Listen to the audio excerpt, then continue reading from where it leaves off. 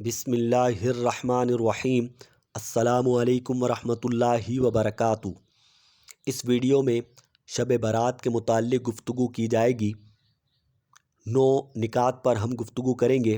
پہلا نکتہ، شب برات کے فضائل احادیث صحیحہ سے ثابت ہیں یا نہیں۔ دوسرا، شب برات کے فضائل کیا ہیں۔ تیسرا، شب برات میں قبرستان جانا سنت ہے یا نہیں۔ چوتھا، شب برات میں کون سی عبادات سنت ہیں۔ پانچواں، شب برات میں اجتماعی عبادت کرنا بہتر ہے یا انفرادی۔ چھٹا، شب برات کے 6 نوافل سنت ہیں یا نہیں۔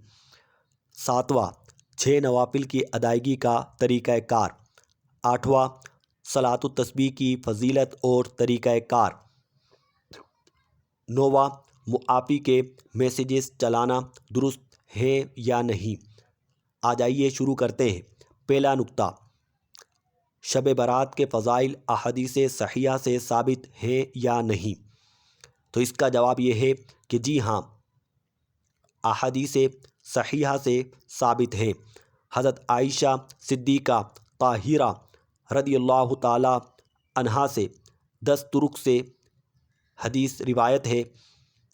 ناصر الدین البانی نے سلسلۃ الاحادیث صحیحہ میں اسے صحیح قرار دیا ہے۔ روایت یہ ہے کہ رسول اللہ صلی اللہ تعالی علیہ وسلم نے ارشاد فرمایا کہ اللہ تبارک و تعالی اس رات کو بنو کلب کی بکریوں کے بالوں کی تعداد سے زیادہ لوگوں کی مغفرت فرماتا ہے۔ تو پتہ چلا کہ یہ مغفرت والی رات ہے، یہ اس کی فضیلت ہے۔ اس کی ایک اور فضیلت حدیث مبارکہ میں ہے۔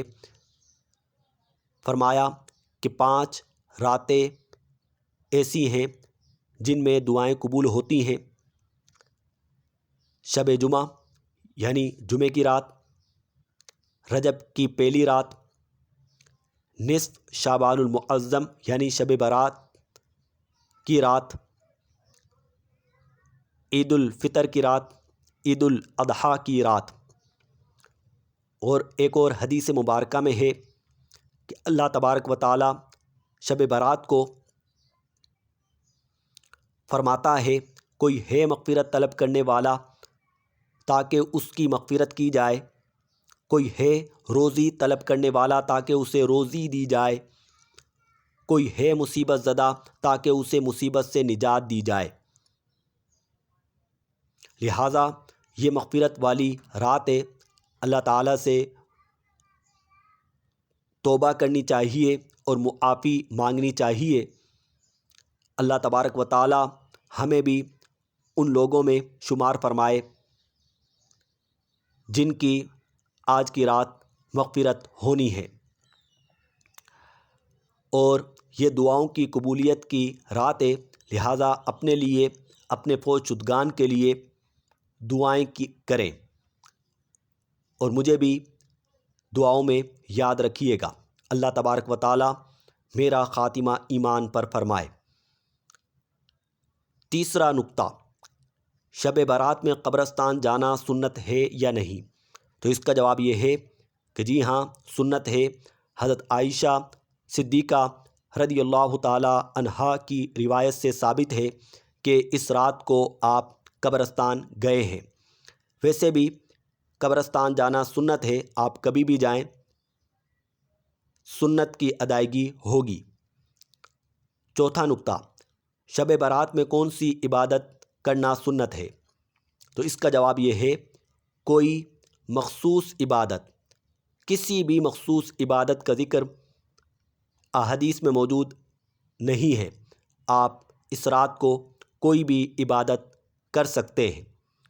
اور یاد رکھیے، عبادت کرنا فرض یا واجب بھی نہیں ہے۔ اگر کوئی عبادت کرتا ہے تو بہتر ہے، لیکن اگر کوئی عبادت نہیں کرتا، عشاء پڑھ کر سو جاتا ہے، تو اسے برا نہیں کہہ سکتے، برا نہیں سمجھ سکتے، کیونکہ اس رات کو عبادت کرنا شریعت نے لازم قرار نہیں دیا، فرض قرار نہیں دیا۔ پانچواں نکتہ، شب برات میں اجتماعی عبادت کرنا بہتر ہے یا انفرادی؟ تو اس کا جواب یہ ہے کہ نوافل میں یا نفلی عبادات میں بہتر یہ ہے کہ تنہائی میں عبادت کی جائے اور گھر پر عبادت کی جائے، لیکن عموماً دیکھا گیا ہے کہ لوگ انفرادی طور پر عبادت کرنے میں ناکام رہتے ہیں۔ اگر مسجد میں اجتماعی عبادت کا اہتمام کیا جائے تو لوگ عبادت میں مصروف ہو جاتے ہیں، وگرنہ وہ گھر چلے جائیں یا مسجد سے نکل جائیں اور مسجد میں محافل کا اہتمام نہ ہو، اجتماعی عبادت کا اہتمام نہ ہو، تو وہ مسجد سے نکلتے ہی یا تو کسی گناہوں بھری محفل میں چلے جاتے ہیں یا معاذ اللہ فضول امور میں مشغول ہو جاتے ہیں۔ اللہ تبارک و تعالی ہمیں لا یعنی اور بے مقصد کاموں سے بچائے۔ اجتماعی عبادت کا اہتمام کیا جاتا ہے تو جو لوگ عمومی طور پر مساجد نہیں آتے وہ بھی مساجد آ جاتے ہیں، لہذا اجتماعی عبادت کا اہتمام کرنا بہت بہتر ہے۔ اور وہ شخص جو کہ انفرادی طور پر عبادت نہ کر سکتا ہو، یہ ہے کہ شیطان اسے عبادت نہیں کرنے دے گا، تو اجتماعی عبادت میں شرکت کرنا یہ بہتر ہوگا۔ اسی طریقے سے وہ شخص کہ جانتا ہے کہ میں تو انفرادی طور پر عبادت کر لوں گا، لیکن یہ دو شخص یا ایک شخص جس کو میں تلقین کر رہا ہوں عبادت کی، وہ عبادت نہیں کر پائیں گے، لیکن اگر انہیں کسی اجتماعی عبادت میں لے جاؤں گا تو وہ عبادت میں مصروف رہیں گے، تو ایسی صورت میں بھی اس کے لیے اجتماعی عبادت میں شرکت کرنا یہ بہتر ہوگا۔ چھٹا نکتہ، شب برات کے 6 نوافل سنت ہیں یا نہیں؟ تو اس کا جواب یہ ہے کہ یہ سنت نہیں ہے۔ ہاں، بزرگان دین سے ثابت ہے، آپ 6 پڑھیں یا 600 پڑھیں، سنت سمجھ کے پڑھیں گے تو برا ہے، ضروری سمجھ کے پڑھیں گے تو برا ہے۔ نہ سنت ہیں نہ ضروری ہیں، پڑھنا چاہیں تو پڑھ سکتے ہیں، 6 کیا 600 پڑھیں۔ نمبر 7، 6 نوافل کی ادائیگی کا طریقہ۔ بزرگان دین سے جو شب برات میں نوافل ثابت ہیں ان کا طریقہ کار یہ رہا کہ وہ 2 کر کے 6 رکعات پڑھتے ہیں۔ پہلی 2 رکعات میں نیت کرتے ہیں کہ ان 2 رکعتوں کی برکت سے ہمیں عمر دراز عطا فرما، یعنی ہماری عمر لمبی فرما۔ پھر 2 رکعت پڑھتے ہیں تو اس میں نیت کرتے ہیں کہ اس نماز کی برکت سے ہمیں بلاؤں سے مصیبتوں سے محفوظ فرما۔ پھر تیسرے 2 پڑھتے ہیں تو نیت کرتے ہیں کہ اپنے سوا کسی کا محتاج نہ کرنا، اور ہر 2 رکعت کے بعد 21 مرتبہ سورہ اخلاص پڑھ لیں یا ایک بار سورہ یاسین پڑھ لیں، دونوں میں سے، یا دونوں پڑھنا چاہیں دونوں پڑھ لیں، قرآن پاک ہے۔ دعائے نصف شعبان، دعائے نصف شعبان بھی پڑھ لیں، پھر اس کے بعد دعا کریں۔ ہر 2 رکعت کے بعد یہی کرنا ہے، پھر دعا کرنی ہے۔ پہلی 2 رکعتوں کے بعد دعا کریں عمر دراز بالخیر عطا فرما، دوسری 2 رکعتوں کے بعد دعا کریں کہ بلاؤں سے مصیبتوں سے محفوظ فرما، تیسری 2 رکعتوں کے بعد دعا کریں اپنے سوا کسی کا محتاج نہ کرنا۔ تو یوں ادا کیے جاتے ہیں، لیکن یاد رکھیے یہ پڑھنا بھی ضروری نہیں ہے، یوں ادا کرنا بھی ضروری نہیں ہے، یوں ادا کرنا سنت مبارکہ بھی نہیں ہے۔ آپ اس طرح ادا کرنا چاہیں تو اس طرح ادا کریں، ورنہ 2 رکعت کے بعد آپ پورا قرآن پاک پڑھنا چاہیں پڑھیں، 2 سپارے پڑھنا چاہیں پڑھیں، لیکن یہ بزرگان دین سے یہ انداز بعض بزرگان دین سے ثابت ہے کہ انہوں نے ایسا کیا، تو آپ یہ کرنا چاہیں تو ایسا بھی کر سکتے ہیں۔ 8واں نکتہ، صلاۃ التسبیح کی فضیلت اور طریقہ۔ اس رات میں لوگ صلاۃ التسبیح پڑھتے ہیں۔ صلاۃ التسبیح اکیلے پڑھیں تو بہتر ہے، ورنہ جماعت سے بھی پڑھنا چاہیں تو پڑھ سکتے ہیں۔ نوافل تنہا پڑھیں تو بہتر ہوتا ہے، جس پر ہم نے گفتگو کر لی۔ تو بہرحال صلاۃ التسبیح کی فضیلت جو حدیث مبارکہ میں آئی وہ یہ ہے کہ صلاۃ التسبیح پڑھنے سے گناہ معاف ہو جاتے ہیں، اللہ تعالیٰ صلاۃ التسبیح پڑھنے والے کی مغفرت فرما دیتا ہے۔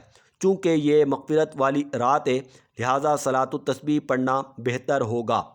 اس کا طریقہ کار جو ابو داؤد کی حدیث میں موجود ہے وہ یہ ہے کہ 4 رکعتیں پڑھی جائیں گی، ہر رکعت میں 75 مرتبہ یہ کلمات پڑھے جائیں گے: سبحان اللہ والحمد للہ ولا الہ الا اللہ واللہ اکبر۔ ان کلمات کو آپ بار بار سنیں اور یاد کر لیں، 75 مرتبہ پڑھے جائیں گے۔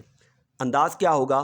آپ 4 رکعات نیت کر لیں، صلاۃ التسبیح میں پڑھ رہا ہوں، 4 رکعات نیت کر لیں صلاۃ التسبیح کی، پھر تکبیر تحریمہ کے بعد ثنا پڑھی جائے گا ولا الہ غیرک تک، پھر اس کے بعد 15 مرتبہ یہ کلمات پڑھیں گے: سبحان اللہ والحمد للہ ولا الہ الا اللہ واللہ اکبر۔